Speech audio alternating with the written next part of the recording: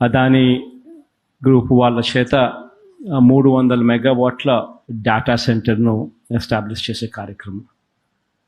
ఇది రాబోయే రోజుల్లో విశాఖపట్నంని Tier 2 సిటీ కాకుండా Tier 1 సిటీ కింద మార్చే ఒక గొప్ప ప్రక్రియలో అడుగు పడుతుంది. కారణం ఏమిటి అనంటే, ఇక్కడ డేటా సెంటర్ రావడం వల్ల అందులో 300 మెగావాట్ల డేటా సెంటర్ దేశంలో బహుశా ఇంత పెద్ద డేటా సెంటర్ ఎక్కడా లేదేమో.